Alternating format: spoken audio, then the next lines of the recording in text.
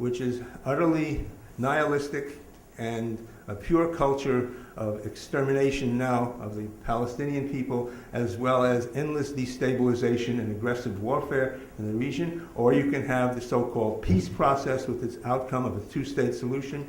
If we have a lot more time, I would go into the many reasons why this is impossible, why it has been destroyed by the Israeli occupation since 1967.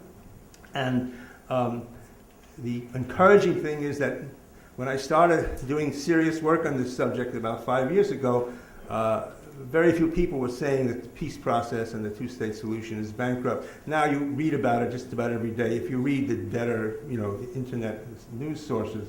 So we can see there is a real shift here, and people are recognizing, no less a person than Olmert, who said immediately after the Annapolis conference, he said, if we can't sell this two-state solution, Israel is finished. He said a very interesting remark, Olmert. He's a cunning man, but not a particularly ideologically driven one. And he said, what's that?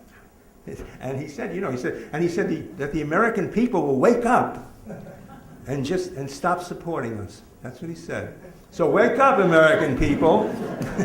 That's what we're here to do. And not to fear the outcome. The outcome is a state that is no longer driven by ethnic superiority and by a racist core.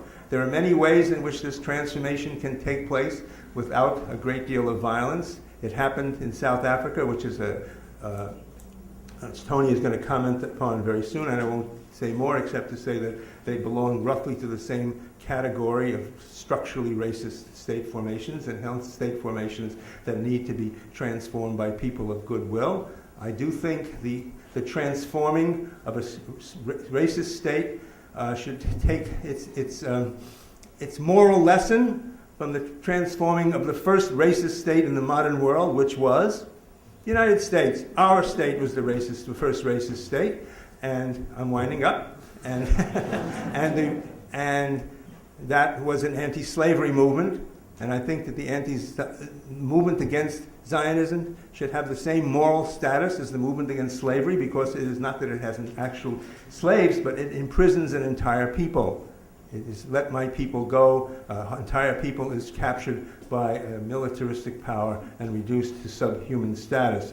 And we will not have a world worth living in my view, and certainly not a region worth living in, and certainly have no surcease from warfare in that region until the state of Israel is a state of all of its citizens and not a state of fought by and for the Jewish people, and we can return to that later. Thank you.